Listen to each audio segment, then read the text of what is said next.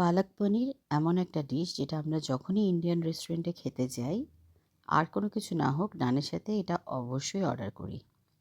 এই ডিশটা আমাদের বেশ পছন্দের একটা অর্ডারের ডিশ হলেও এটা বানানো খুবই ইজি। আমরা বাসায় এটা সহজে বানাতে পারি।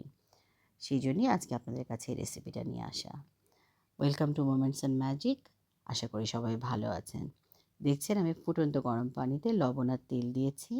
দিয়ে পানিটা চুলো বন্ধ করে দিয়ে তাতে 3 আঁটি পালং শাকের শুধু পাতার অংশটা দিলাম। দিয়ে 20-25 সেকেন্ড ব্লাঞ্চ করে ওটাকে তুলে ছেঁকে নিয়ে ঠান্ডা পানি দিয়ে ধুয়ে আবার আইস বাথ দিচ্ছি। এভাবে করে দিলে কুকিং প্রসেসটা সাথে সাথে বন্ধ হয়ে যাবে এবং শাকের রঙটা সবুজ থাকবে। এখন আমি শাক থেকে পুরো আইসটাকেও যখন ঠান্ডা হয়ে গেছে ড্রেন আউট করে শাকটা এক সাইডে রেখে দিয়ে একটা ফ্রাই প্যান নিলাম। তাতে বাটার দিয়ে অ্যাড করছি 200 গ্রামের মতো রান্নার পনির। রান্নার পনির কিছুটা আমাদের দেশীয় পনিরের মতোই হয়, কটেজ চিজ যেটা বা ঢাকা চিজ যেটাকে আমরা বলি, বাট এটাতে লবণ থাকে না। লবণ থাকে না বলি এটার যে শেপটা এটা ধরে রাখতে পারে।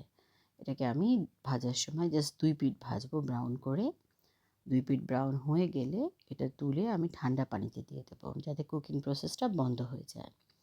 তারপরে কিছুক্ষণ পরে ওটাকে আমি স্ট্রেনার দিয়ে তুলে নিয়ে একটা সাইডে রেখে দেবো পানি ঝরিয়ে। এখন আমি দ্বিতীয় প্রসেসটাতে যাব। এর জন্যে পালং শাকটাকে আমি ব্লেন্ডারে সামান্য পানি দিয়ে একদম একটা পিউরি করে নিলাম।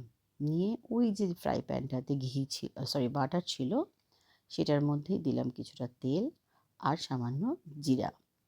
জিরাটা একটু ফোড়ন দিয়ে উঠলেই তাতে আমি শুকনো কাশ্মীরি মরিচ দিয়েছি আর দিয়েছি পেঁয়াজ হাফ কাপ। তার সাথে একটু লবণ দিয়ে দিলাম যাতে পেঁয়াজটা নরম হয়।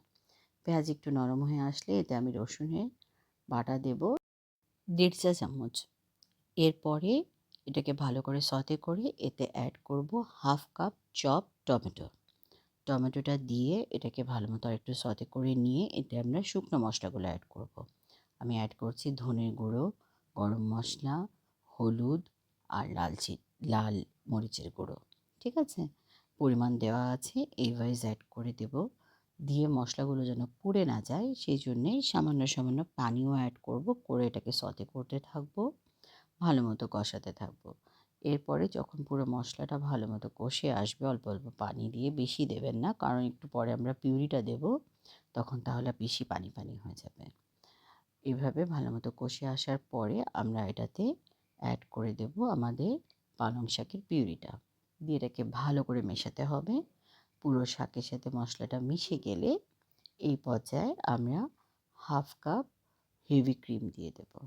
দিয়ে ক্রিমটাকেও একটু মিশিয়ে নিয়ে আমরা অ্যাড করে দেব সেই যে আগে থেকে ভেজে রেখেছিলাম পনিরগুলো, সেগুলো। ঠিক আছে? পনিরগুলো দিয়ে এটাকে আমরা একটু মিডিয়াম ফ্লেমে ভালো মতো সেদ্ধ করব। সেদ্ধ করার সময় আমরা দেব সামান্য পরিমাণে জিরার গুঁড়ো। জিরার গুঁড়োটা দিয়ে আবার কিছুক্ষণ নেড়ে চেড়ে যখন এটা ফুটে উঠবে তখন এতে আমি কিছু কাটা কাঁচামরিচ দিয়েছি। আপনারা ঝাল কম খেলে এই পার্টটা স্কিপ করতে পারেন বা আস্ত কাঁচামরিচ দিতে পারেন। তার সাথে অ্যাজ ইউজুয়াল আমার রেসিপিতে থাক আর না থাক আমার প্রিয় গোলমরিচ তো আমি দেবই, সেটাও আমি দিয়েছি। দিয়ে সুন্দরভাবে এটাকে কষিয়ে নিলাম। দেখুন তেল উঠে আসছে। এই পর্যায়ে আমি লবণটা চেক করে যতটুকু লেগেছে আরও দিয়ে দিয়েছি। প্রথমেই বেশি লবণ দিইনি কারণ পালং শাক একটু লবণাক্ত হয়। এখন আমি এটা ডিশ আউট করেছি। ডিশ আউট করে আরও 2 টেবিল চামচের মতো ক্রিম উপরে দিয়ে গার্নিশ করলাম। করার পরে এটা আমি গরম গরম পরিবেশন করব নান, পরোটা, অনেকে ভাতের সাথে পোলাওয়ের সাথেও খায়, তবে বেশি ভালো যায় হচ্ছে নান বা রুমালি রুটির সাথে। সো আপনারা ট্রাই করবেন এটা বাসায়। এটা বানানো বেশ ইজি, দেখলেনই তো, এবং খেতে খুব মজা হয়। আমাদের ভিডিওগুলো যদি আপনাদের ভালো লাগে প্লিজ আমার চ্যানেলটা লাইক করবেন, শেয়ার করবেন, সাবস্ক্রাইব করবেন এবং সাথে থাকবেন। বাই।